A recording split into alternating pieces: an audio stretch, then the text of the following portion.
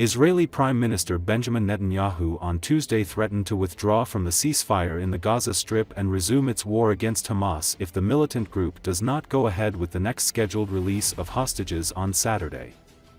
According to Associated Press, Hamas accuses Israel of violating the ceasefire agreement, including by not allowing a surge of tents and shelters into the devastated territory.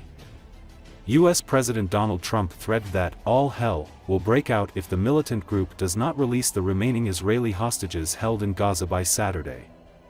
At the White House, Trump is hosting Jordan's King Abdullah II as he escalates pressure on the key U.S. ally to take in refugees from Gaza, perhaps permanently, as part of his audacious plan to remake the Middle East. Palestinians and the international community have seethed over Trump's recent comments that any Palestinians potentially expelled from Gaza would not have a right to return. During the first phase of the ceasefire, Hamas has committed to freeing a total of 33 hostages captured in its October 7, 2023, attack, in exchange for Israel releasing nearly 2,000 Palestinian prisoners. The sides have carried out 5 swaps since January 19, freeing 21 hostages and over 730 Palestinian prisoners so far. The war could resume in early March if no agreement is reached on the more complicated second phase of the ceasefire, which calls for the return of all remaining hostages and an indefinite extension of the truce. Israeli Prime Minister Benjamin Netanyahu is threatening to call off the ceasefire with Hamas. Netanyahu says he will resume the war in the Gaza Strip if Hamas does not follow through on a promised release of hostages this Saturday. His tough words come after Hamas announced it will not free the hostages. It accuses Israel of violating the ceasefire. It says Israel is obligated to allow more badly needed aid into the territory. Netanyahu's tough position comes after President Donald Trump called on Hamas to release all remaining hostages by Saturday. That's over 70 people. Now, this demand goes well beyond the contours of the current phase of the ceasefire, and it's unlikely that Hamas could meet this deadline.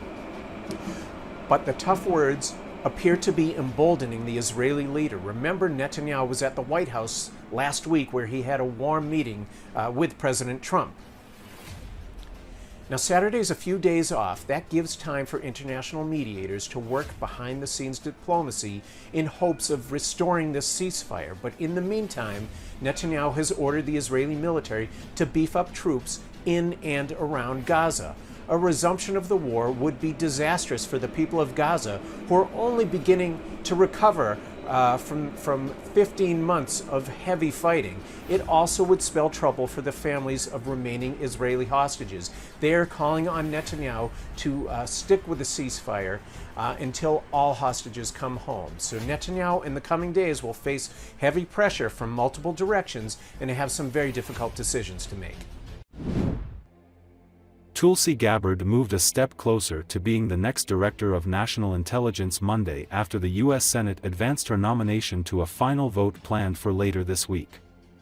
According to Associated Press, the Senate could hold its final vote on confirming Gabbard as soon as Wednesday, following Monday's 52-46 procedural vote to end debate on her nomination, which fell along party lines.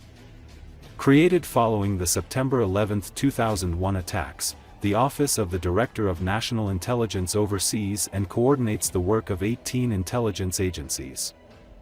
A former Democratic Congresswoman, Gabbard is one of President Donald Trump's most contentious nominees, given her past comments sympathetic to Edward Snowden and Russia and a meeting with Syria's now-deposed leader. With strong Democratic opposition and only a thin Republican majority, almost all GOP senators will need to vote yes for her to win confirmation. Gabbard's chances greatly improved last week after some Republican lawmakers who had expressed concerns about her affirmed their support in the face of a pressure campaign mounted by Trump allies, including Elon Musk. Madam President, as both a military officer and policymaker, Ms. Gabbard has been a consumer of intelligence. She knows that good decisions depend on having the best information. And she knows that the cost of bad information is measured in lives lost. Madam President, in recent years, there have been some significant intelligence failures. And these failures aren't confined to one agency or one part of the world. The intelligence community needs to refocus on its core mission, collecting intelligence and providing unbiased analysis of that information. That's what Tulsi Gabbard is committed to ensuring if she is confirmed to be DNI. And I believe she has the knowledge and leadership capabilities to get it done. I was also very pleased to hear Ms. Gabbard say at her hearing that Section 702 is, and I quote, essential for our national security, end quote. This foreign intelligence collection program is a key tool used to identify threats to Americans at home and abroad, and I was glad to hear Ms. Gabbard acknowledge its importance. I was also pleased that Ms. Gabbard intends to prosecute leakers to the full extent of the law. In a day and age when anything and everything ends up on the internet, it is essential that we have zero tolerance for those who deliberately compromise classified information, and we must safeguard our sensitive sources and intelligence collection methods. Madam President. The Senator from Virginia. Madam President, are we in a quorum call? We are. Madam President, I ask that the proceedings for quorum be officiated. Without objection. We need leaders in the intelligence community and throughout government who are prepared to stand up to those short-sighted attempts to attack our workforce at the expense of our national security.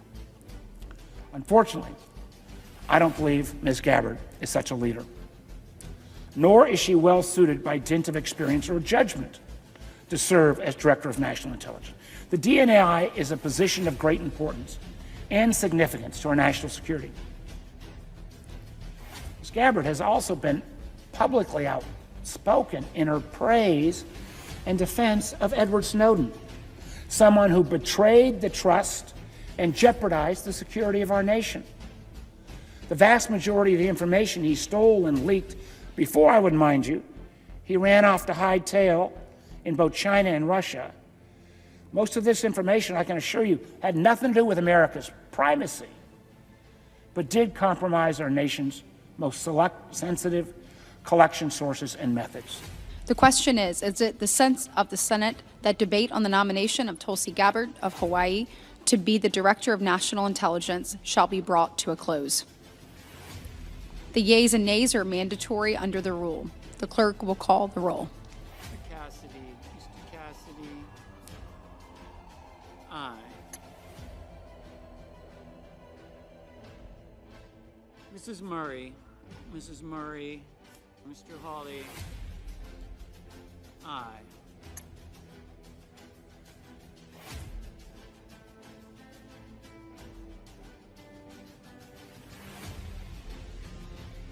The yeas are 52, the nays are 46. The motion is agreed to.